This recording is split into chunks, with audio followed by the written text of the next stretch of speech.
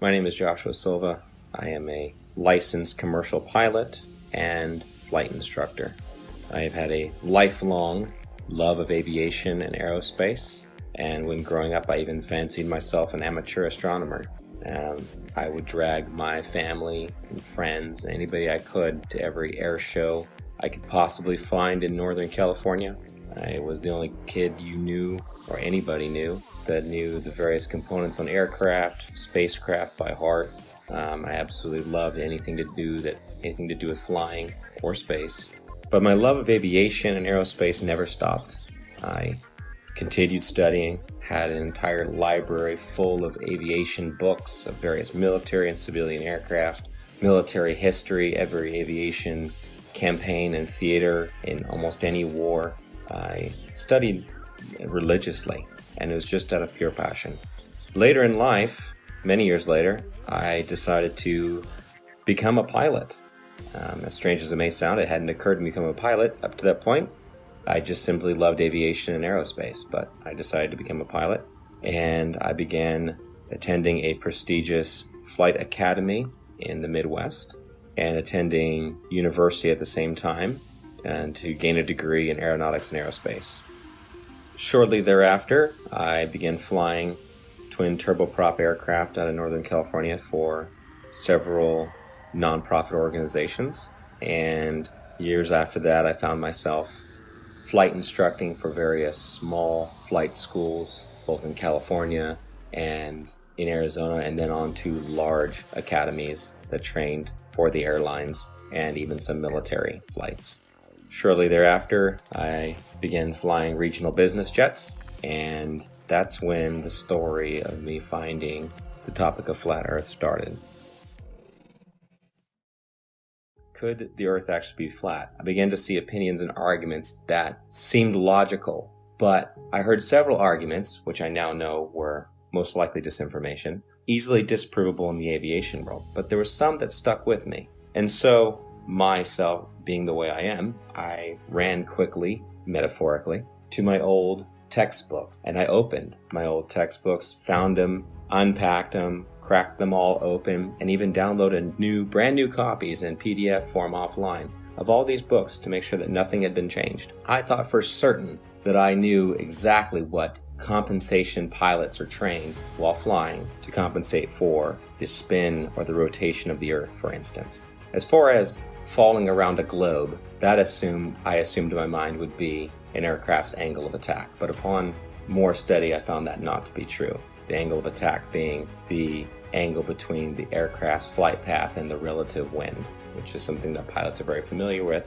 and it's the idea that an aircraft has to be slightly pitched up, essentially to stay airborne, or a surface of that aircraft has to be pitched slightly to create a difference in air pressure to hold the aircraft aloft.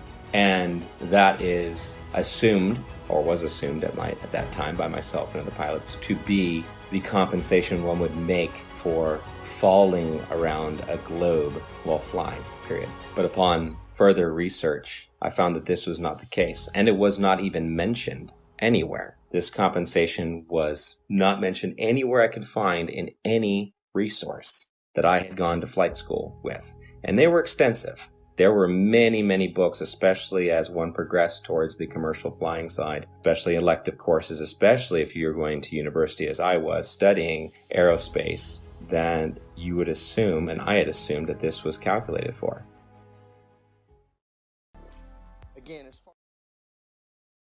The big one that is oftentimes quoted is compensation for Coriolis effect while flying. And this is something I'd even taught my students about, and it's always assumed to be correct. We just assume. We're given the narrative from a young age, and everything is built upon that assumption, upon that theory.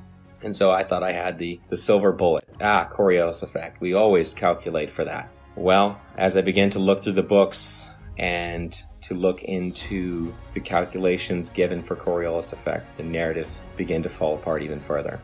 I began to see things I didn't notice when I was in school, such as Coriolis effect is actually never calculated for, but is assumed to be a part of wind correction angle.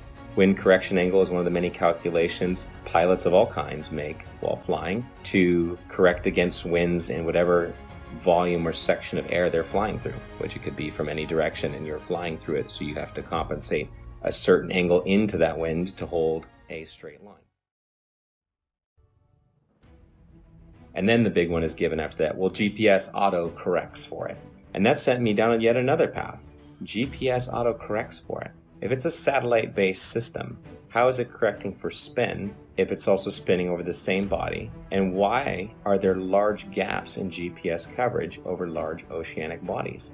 Do they just turn them off? It's just not worthwhile? There have been enough aviation accidents at sea, very far from shore, that would say otherwise. And if you gave the American taxpayers, the ones funding these satellites that are supposed to track aircraft, the information that, well, we're just shutting them off because it's not worthwhile, those 3 or 4 jets full of hundreds of passengers just have to use other navigation methods such as dead reckoning, which is basically using a stopwatch and guessing to the next checkpoint, essentially.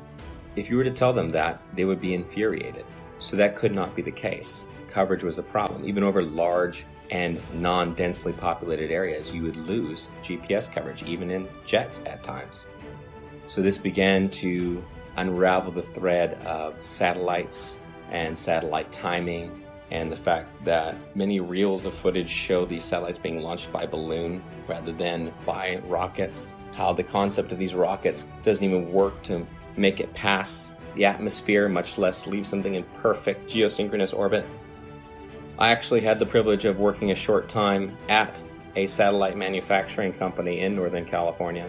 Got to see the assembly and participate in the assembly of satellites, space-based satellites, or so they were said. There would be small bottles encased in these structures that were encased by another structure. The small bottles were the fuel cells. These fuel cells were incredibly small, smaller than a diver's tank in most cases, much smaller. And this was supposed to be all the fuel that the craft needed to run and operate, as most are not actually electric, they're becoming electric now, and sustain itself in a perfect orbit by just small bursts from its engine or its propulsion system.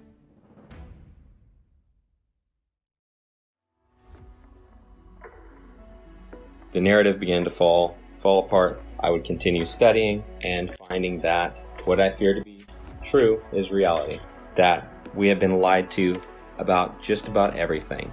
Upon researching military history and then military training and speaking with military gunners in both the Army and the Marine Corps that I know personally, I would ask them about Coriolis effect. And it was always assumed that, yeah, we compensate for the Earth being, a curve, that it would drop. We calculate for the Earth curvature. But even upon asking and having them look into their materials further and my own personal study, again, it found to be an assumed truth with no actual basis in reality.